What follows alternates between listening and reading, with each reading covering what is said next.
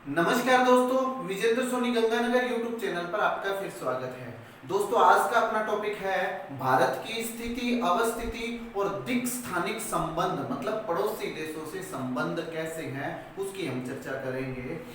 दोस्तों, ये टॉपिक बड़ा इंपॉर्टेंट है क्योंकि करंट का टॉपिक भी है और हाल ही में होने वाली जो रीट की परीक्षा है उसके लिए बहुत इंपॉर्टेंट टॉपिक है।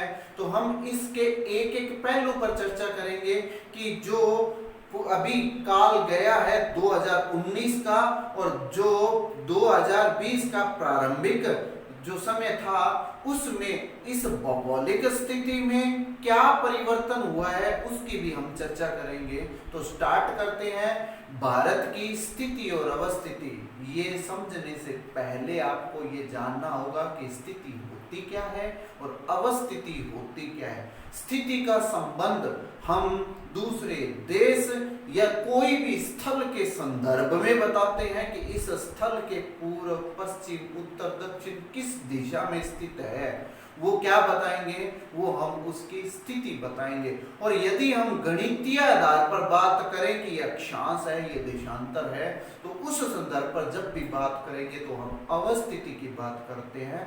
तो स्थिति और अवस्थिति के संदर्भ में हम भारत की चर्चा करते हैं। शुरुआत में हम भारत के परिचय से स्टार्ट करते हैं। देखिए, भारत के बारे में ये बोला जाता है कि ये उपमहाद्वीप है। उपमहाद्वीप क्यों है? क्योंकि महाद्वीप होने की समस्त जो विशेषताएं हैं वो भारत में मौजूद है। और भारतीय उपमहाद्वीप में क्या क्या चीज सम्मिलित की जाती है? पाकिस्तान और बांग्लादेश को सम्मिलित किया जाता है, ये ध्यान में रखना। भारत, पाकिस्तान और बांग्लादेश मिल करके भारतीय उपमहाद्वीप बनाते हैं, सब कॉन्टिनेंटल बनाते हैं। क्लियर है? अब स्थिति की बात करते हैं। देखिए, सबसे पहले हम विश्व संदर्भ पर देखते हैं। विश्व संदर्भ पर मैंने यहाँ पर पूरे विश्व को एक आयताकार बॉक्स के रूप में दर्शाने का प्रयास किया है। देखिए इसको, यदि हम इस पूरे आयत को दो भागों में बांट दें और जो रेखा इसको दो भागों में बांटेगी वो 0 डिग्री देशांतर होगा। 0 डिग्री देशांतर होगा। और इस देशांतर से जो हमारे राइट साइड का हिस्सा होगा वो इसका पूर्वी गोलार्ध होगा, पूर्वी गोलार्ध। और जो हमारे लेफ्ट साइड का हिस्सा होगा वो पश्चिमी गोलार्ध होगा, पश्चिमी गोलार्ध। क्लियर है? और यदि हम इसको क्षैतिज रूप में दो भाग में बांट दें तो ये 0 डिग्री अक्षांश होगा, अक्षांश। और इस 0 डिग्री अक्षांश से उत्तर का हिस्सा उत्तरी गोलार्ध होगा और दक्षिण का हिस्सा दक्षिणी गोलार्ध होगा। क्लियर है? तो भारत इसमें कहां पर है? भारत इसमें इस जगह पर है। तो पहली यहीं से स्थिति निकल करके आती है कि भारत विश्व में कहां पर स्थित है। तो सबसे पहले उत्तरी गोलार्ध, और उत्तरी गोलार्ध के बाद में पूर्वी और पश्चिमी कहें तो पूर्वी गोलार्ध। तो विश्व में कहां पर स्थित हो गया भारत? उत्तरी पूर्वी गोलार्ध में, उत्तरी पूर्वी गोलार्ध में स्थित है भारत विश्व के। क्लियर है? अब बात करते हैं कि उत्तरी पूर्वी गोलार्ध में ये है कहां पर, कौन कौन से अक्षांशों और देशांतर के बीच में है। तो देखें, ये अक्षांशीय विस्तार इसका कितना है? 8 डिग्री 4 मिनट। देखें, अक्षांशीय विस्तार जो दक्षिणी है वो दो संदर्भ में पूछा जाता है। यदि हम इसके यहाँ पर ये चीज देखें तो अंडमान निकोबार है, और अंडमान निकोबार का ये जो दक्षिणतम पॉइंट है ये 6 डिग्री 45 मिनट नॉर्थ है, 6 डिग्री 45 मिनट नॉर्थ। और मुख्य भूमि का जो दक्षिणतम पॉइंट है वो यहाँ पर है 8 डिग्री 4 मिनट, ये भी नॉर्थ है से लेकर के, और 37 डिग्री 6 मिनट नॉर्थ तक भारत का अक्षांशीय विस्तार है। और भारत का देशांतरीय विस्तार 68 डिग्री 7 मिनट ईस्ट से लेकर के और 97 डिग्री 25 मिनट ईस्ट तक विस्तृत है। ये देशांतरीय विस्तार है और ये अक्षांशीय विस्तार है। यदि हम इसकी उत्तर से दक्षिण यूं लंबाई देखें तो ये 3214 किलोमीटर है, और यदि हम पूर्व से पश्चिम यूं इसकी चौड़ाई देखें तो ये 2933 किलोमीटर है।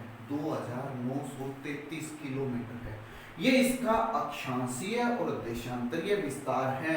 यदि अक्षांशीय और देशांतरीय विस्तार की बात करूं तो अक्षांशीय विस्तार में हम देखें तो ये लगभग 30 डिग्री फैला हुआ है। लगभग 30 डिग्री का इसका अक्षांशीय विस्तार है, लगभग 30 डिग्री का इसका देशांतरीय विस्तार है।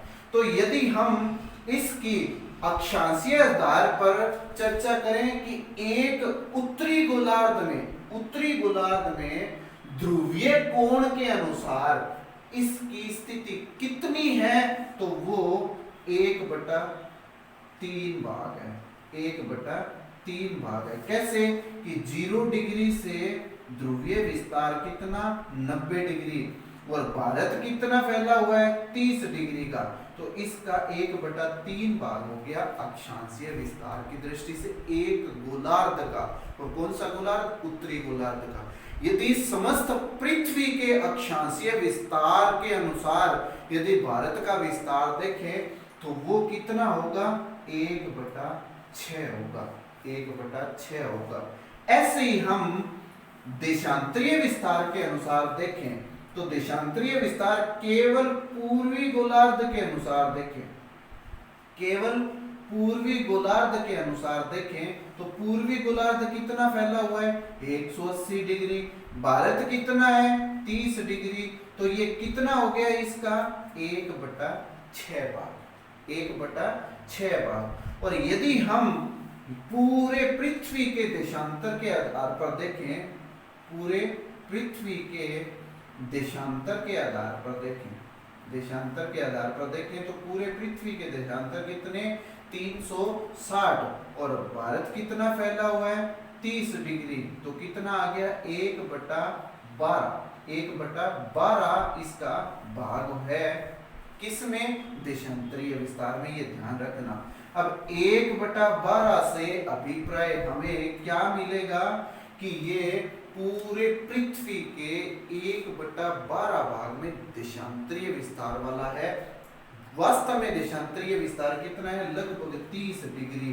तो ये ध्यान में रखना, ये भारत का पश्चिमी बिंदु, ये भारत का पूर्वी बिंदु, इन दोनों के बीच में कितना विस्तार है? 30 डिग्री। तो हम पश्चिमी और पूर्वी के बीच में समय का निर्धारण भी कर सकते हैं। कौन सा समय? स्थानीय समय। स्थानीय समय का भी अंतर निकाल सकते हैं। कैसे कि देशांतर जो होते हैं वो समय की निर्धारक रेखाएं होती है। टोटल अंतर कितना है? 30 डिग्री का एक देशांतर का अंतर होता है 4 मिनट, तो 120 मिनट।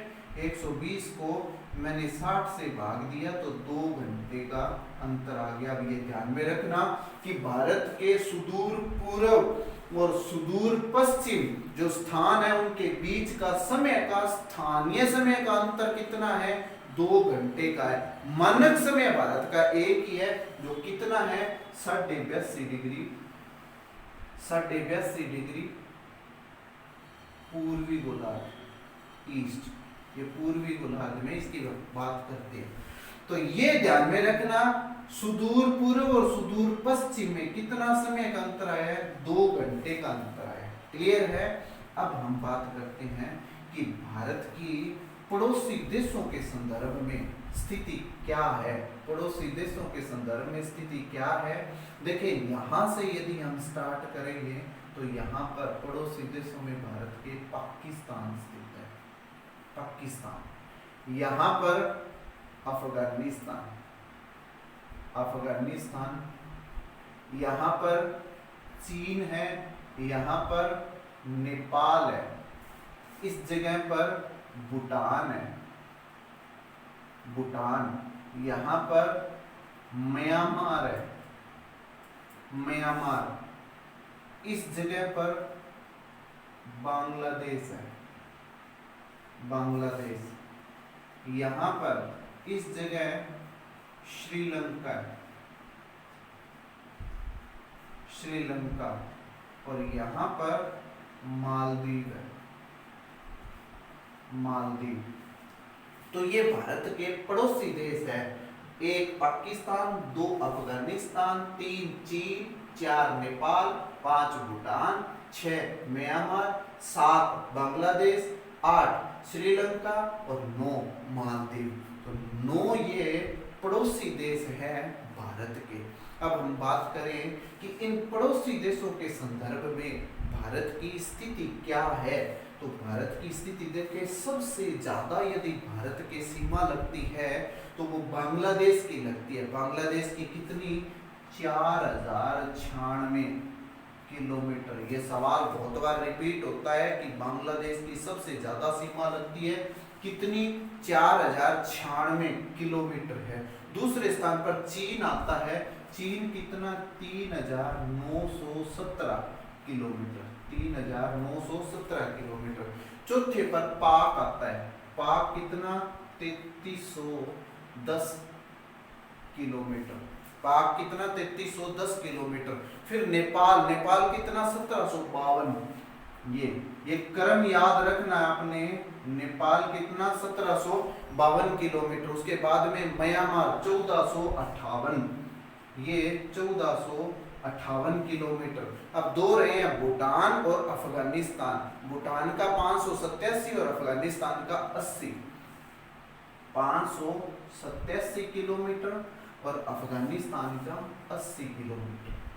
अब देखिए यहां से क्या चीज निकल करके आती है कि हम एक एक को जोड़ें कि 4096 किलोमीटर हुआ, 3917 किलोमीटर हुआ, 3310 किलोमीटर हुआ। इसके बाद में नेपाल 1752 किलोमीटर हुआ, 1458 किलोमीटर हुआ, फिर 587 किलोमीटर हुआ और 80 किलोमीटर हुआ। तो ये टोटल 7 देश हैं जो भारत से स्थलीय सीमा बनाते हैं। एक बात। दूसरा कि हम जब इन सब का टोटल करेंगे तो 15,200 किलोमीटर आ जाएगा। इसका मतलब क्या हुआ कि भारत की स्थलीय सीमा कितनी है? 15,200 किलोमीटर है। क्या? भारत की स्थलीय सीमा 15,200 किलोमीटर है। मैंने यहाँ पर श्रीलंका का जिक्र नहीं किया, मैंने यहाँ मालदीव का जिक्र नहीं किया, कारण कि ये स्थलीय सीमा बनाते ही नहीं है। तो केवल जलीय सीमा, केवल जलीय सीमा बनाने वाले देश कितने हैं? 2 ही हैं। कौन कौन से? श्रीलंका और मालदीव। अब बात आती है कि केवल जलीय सीमा तो बता दिया कि जलीय और स्थलीय दोनों सीमा बनाते हैं। वो कौन से देश हैं? तो पहला पाकिस्तान, दूसरा बांग्लादेश और तीसरा इस तरफ म्यांमार। तो 3 ऐसे देश हैं जो भारत के साथ स्थलीय और जलीय दोनों ही सीमा बनाते हैं। और केवल स्थलीय सीमा की बात करें कि केवल स्थलीय सीमा कौन कितने देश बनाते हैं? तो अफगानिस्तान केवल स्थलीय सीमा। तो पाकिस्तान को इसलिए छोड़ दिया क्योंकि ये जलीय भी बनाता है। अफगानिस्तान, चीन, नेपाल, भूटान, ये देश आ जाएंगे जो केवल क्या बनाते हैं? इसके साथ स्थलीय सीमा बनाते हैं। क्लियर है? तो ये ध्यान में रखना आपने कि पड़ोसी देशों के संदर्भ में भारत की स्थिति क्या है। अब भारत को विश्व संदर्भ पर यूं देखें कि भारत विश्व का 2.42% भाग घेरता है। कितना? 2.42% भाग घेरता है। भारत की क्षेत्रफल की बात करें तो कितना है? 32,87,263 वर्ग किलोमीटर है। 32,87,263 वर्ग किलोमीटर है। भारत विश्व का 2.42% घेरता है और इतना क्षेत्र भारत को विश्व का 7वां बड़ा देश बनाता है। किसके बाद? रूस, कनाडा। अब ये ट्रिक याद रखना, रुक चाइना, अमेरिका, ब्राजील होते हुए ऑस्ट्रेलिया आ रहा है। अब ये 6 बड़े देश मिल गए, पहला रूस, कैसे कनाडा, चीन, अमेरिका, ब्राजील और ऑस्ट्रेलिया, और 7वां बड़ा देश कौन सा हो गया? भारत हो गया, जिसका क्षेत्रफल कितना है? 32,87,263 वर्ग किलोमीटर है। क्लियर है? अब हम ये देखें कि भारत के जो पड़ोसी देश हैं उनकी जो सीमा लगती है वो आरोही या अवरोही क्रम में हम कैसे स्थापित कर सकते हैं। तो एक ट्रिक बता रहा हूं कि बच्ची पानी में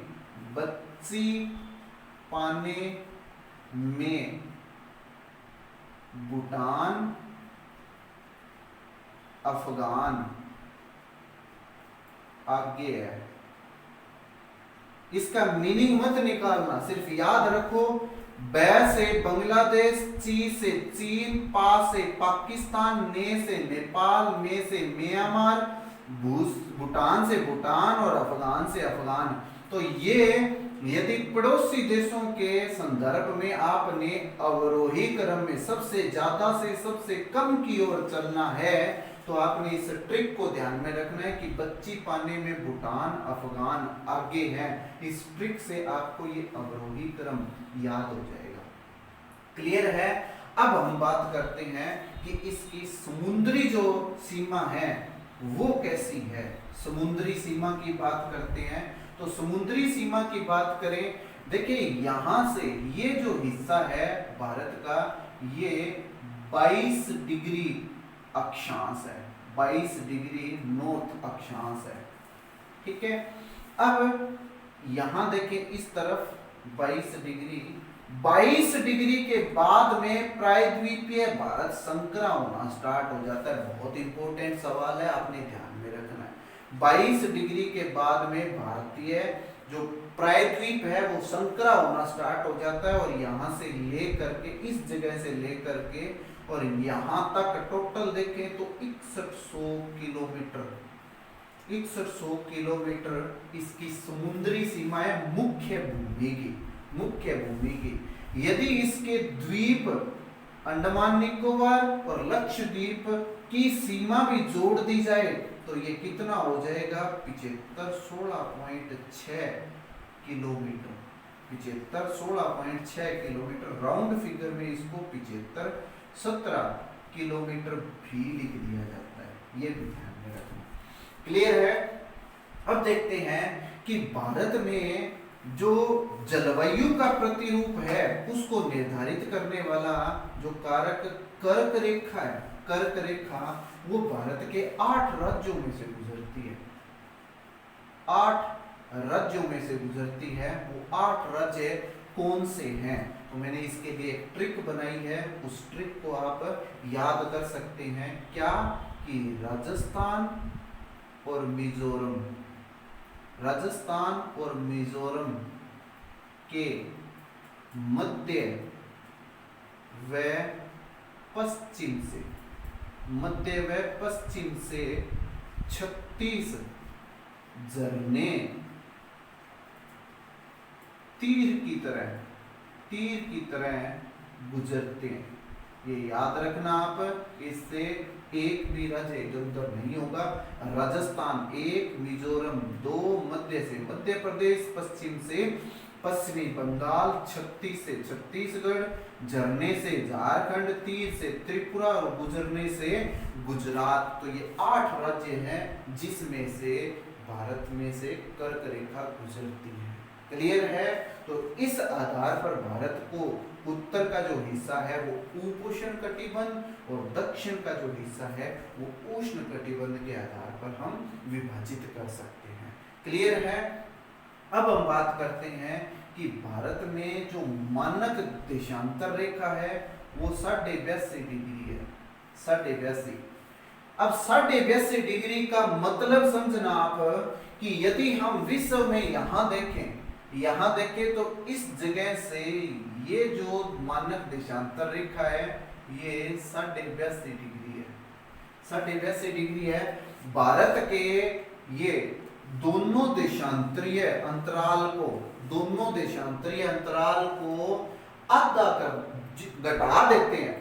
दोनों देशांतरीय अंतराल को हम घटा देते हैं। 97 डिग्री 25 मिनट और इस तरफ है 68 डिग्री 07 मिनट। तो ये अंतर कितना आया, ये 18 और इस तरफ से अंतर कितना आया 9 और ये वाला 2 29 degree 14 minute 18 minute 29 degree 18 minute.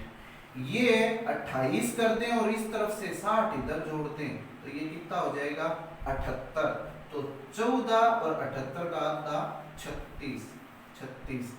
ये इसमें जोड़ दें 68 डिग्री 7 मिनट में, या तो जोड़ दें या 97 डिग्री 25 मिनट में से घटा दें। कारण कि हमने दोनों का अंतराल करके आधा ही तो किया है। इन दोनों का जो मध्य बिंदु आएगा वो 82 डिग्री आएगा। इसलिए भारत में मानक देशांतर रेखा जो है, मानक समय रेखा भी कहते हैं जिसको, वो 82 डिग्री मानी गई है। अब यहां देखना, यहां से ये जो लाइन है 0 डिग्री, इसको कहते हैं GMT। GMT का मतलब है Greenwich meridian time. Greenwich meridian time ये विश्व में मानक समय रेखा भी कहलाती है, मानक समय रेखा। अब इससे ये जो 82 डिग्री है ये पूर्व दिशा में, और पूर्व दिशा में हमेशा समय बढ़ता है। अब 1 डिग्री के अंतराल पर कितना बढ़ रहा है, 4 मिनट बढ़ता है। 1 डिग्री के अंतराल पर कितना बढ़ता है, 4 मिनट। तो 82 डिग्री के अंतराल पर 82 को 4 से गुणा किया तो कितना आया 328, और आधे डिग्री को 4 से किया तो 0.2 मिनट, तो 330 मिनट आ गया। और 330 मिनट के हमने घंटे बनाए तो कितना आ गया 5.5 घंटे। और ये आगे है इसलिए हमने प्लस लगा दिया। अब आपको ध्यान में आया होगा कि जब भी आप कोई घड़ी का, मोबाइल का टाइम सेट करते हैं तो आप क्या लगाते हैं 5.5 घंटे GMT प्लस। यदि ये IST कह दे, IST कह दे तो ये इंडियन स्टैंडर्ड टाइम है। इंडियन स्टैंडर्ड टाइम हम विश्व के संदर्भ में 5.5 घंटे प्लस GMT कहते हैं। GMT ये ध्यान में रखना। क्लियर है। अब देखते हैं कि ये जो मानक देशांतर रेखा है ये किन किन राज्यों से गुजरती है। तो इसके लिए भी आप एक ट्रिक याद रखना, क्या कि उत्तर मध्य से 36 अंधे उड़ते हैं। ये याद रखना, उत्तर से उत्तर प्रदेश, मध्य से मध्य प्रदेश, 36 से छत्तीसगढ़, अंधे से आंध्र प्रदेश, उड़ते से उड़ीसा। तो 5 राज्यों से गुजरती है क्या, जो भारत की मानक समय रेखा है। कौन सी 82 डिग्री। क्लियर है। अब इसके बाद में हम पढ़ते हैं कि विश्व संदर्भ में यदि भारत के क्षेत्रफल की तुलना की जाए, विश्व संदर्भ में भारत के क्षेत्रफल की तुलना की जाए तो वो क्या है कि ये रूस का 1/5वां भाग घेरता है, मतलब 20% लगभग। उसके बाद में कनाडा, चीन और USA इनका लगभग 1/3 भाग घेरता है, मतलब 33%। पाकिस्तान से 4 गुना बड़ा है भारत, पाकिस्तान से 4 गुना बड़ा है। और यदि जर्मनी से कहें तो ये 9 गुना बड़ा है। और यदि बांग्लादेश से कहें, तो भारत 23 गुना बड़ा है, 23 गुना बड़ा है। ये सामान्यतः सवाल पूछ लिए जाते हैं, इसलिए मैंने आपको इनका वर्णन बताया है। रूस, कनाडा, चीन, USA, पाकिस्तान, जर्मनी और बांग्लादेश के संदर्भ में इसकी जो क्षेत्रफल की स्थिति है वो ध्यान में रखना। अब बात करते हैं कि भारत का उत्तरतम और दक्षिणतम बिंदु कौन से हैं? देखिए भारत को मैंने यूं 4 दिशाओं के आधार पर बांटा। उत्तरतम की बात करें तो ये इंदिरा कोल है, इंदिरा कोल। और यदि दक्षिणतम की बात करें तो यहां पर आपने 2 ध्यान रखने हैं कि मुख्य भूमि का पूछा है या फिर सीधा दक्षिणतम पूछा। मुख्य भूमि कहें तो कन्याकुमारी आ जाएगा, कन्याकुमारी। और यदि सीधा भारत का दक्षिणतम बिंदु पूछा है तो हम बात करेंगे इंदिरा पॉइंट की, इंदिरा पॉइंट की। और ये है कहां पर? ये अंडमान निकोबार में, अंडमान निकोबार में। इसको पिग्मेलियन पॉइंट भी कहते हैं, पिग्मेलियन पॉइंट भी कहते हैं, पिग्मेलियन पॉइंट भी कहते हैं। क्लियर है? अब यदि हम इसके पूर्व की बात करें, पूर्व की बात करें तो यहाँ पर किविथु, किविथु है इसका पूर्व सुदूर पूर्वी बिंदु। और यदि हम इसके सुदूर पश्चिम की बात करें तो वो है गोरमाथा, गोरमाथा। क्लियर है? तो ये 4 बिंदु आपने ध्यान में रखने हैं कि सुदूर उत्तर, सुदूर दक्षिण, सुदूर पूर्व और सुदूर पश्चिम में इसके बिंदु कौन से हैं। सुदूर का मतलब होता है कि उस दिशा का सबसे दूर वाला बिंदु। क्लियर है? तो ये भारत का जो पड़ोसी देशों के संदर्भ में और स्थिति और अवस्थिति के संदर्भ में वर्णन था। अब हम बात करते हैं कि भारत में जो हाल ही में अमूलचूल परिवर्तन हुए हैं वो परिवर्तन कौन कौन से हैं, कैसे उनका परिवर्तन हुआ है वो देखते हैं। आपको ये पता होगा कि 31 अक्टूबर, ये याद रखना तारीख, 31 अक्टूबर 2019, 31 अक्टूबर 2019 भारत में धारा 370 को खत्म करके और जम्मू कश्मीर को 2 केंद्र शासित प्रदेशों में विभाजित कर दिया गया। ये आप देख सकते हैं ऐसे, जम्मू कश्मीर को 2 केंद्र शासित प्रदेशों में विभाजित कर दिया।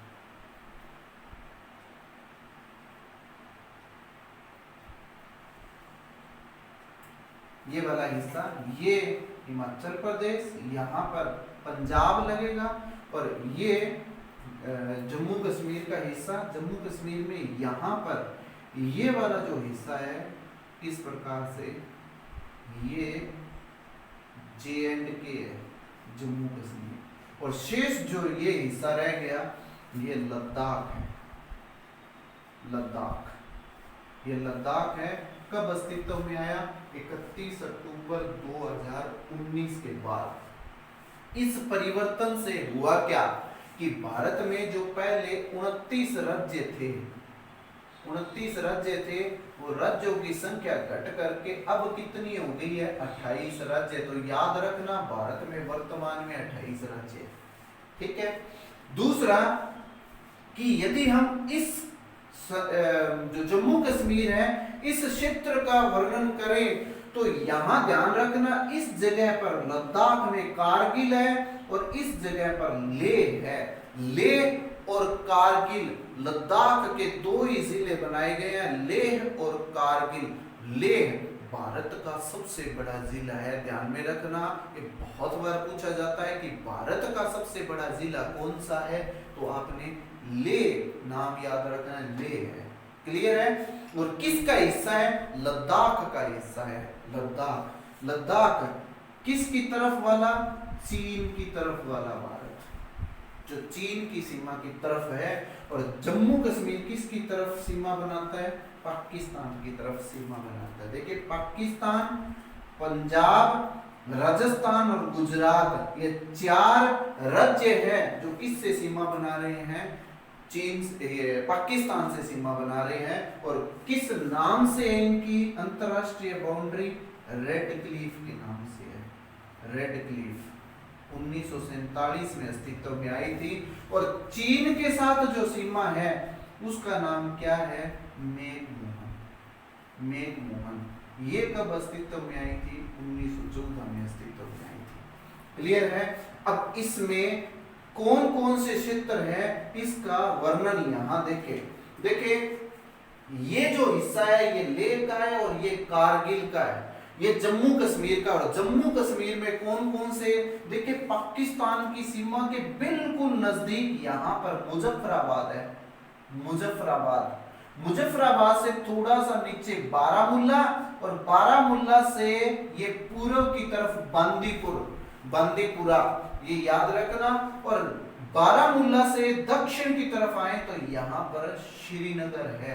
श्रीनगर जो जम्मू कश्मीर की राजधानी के रूप में हमेशा हम पढ़ते आए हैं, श्रीनगर से थोड़ा सा नीचे यहाँ आए तो यहाँ पर है पुलवामा अटैक, आपको याद होगा पुलवामा से यूं नीचे की तरफ आए तो यहाँ आएगा अनंतनाग, और अनंतनाग से हम पश्चिम की तरफ चलेंगे तो यहाँ पर है राजौरी, और इससे दक्षिण की तरफ आएंगे तो यहाँ पर उधमपुर, यहाँ पर जम्मू और यहाँ पर कंठुआ, और कंठुआ से पंजाब बड़ा नजदीक है। पंजाब से जाएं तो हमें कंठुआ होकर के निकलना पड़ता है, कंठुआ, फिर जम्मू, फिर ये राजौरी, पुलवामा, श्रीनगर, यूं होकर के निकलना पड़ता है। क्लियर है? तो ये सारा जो मैंने हिस्सा बताया है ये कौन सा हिस्सा है? ये जम्मू कश्मीर, जो अब क्या है, अब केंद्र शासित प्रदेश है। और दूसरा केंद्र शासित प्रदेश यहाँ से क्या निकला है? लद्दाख। तो अब केंद्र शासित प्रदेशों की संख्या 31 अक्टूबर 2019 के बाद कितनी हो गई थी? 9 हो गई थी, 9 केंद्र शासित प्रदेश। लेकिन आप 26 जनवरी 2020 को याद रखना कि जो दादरा नगर हवेली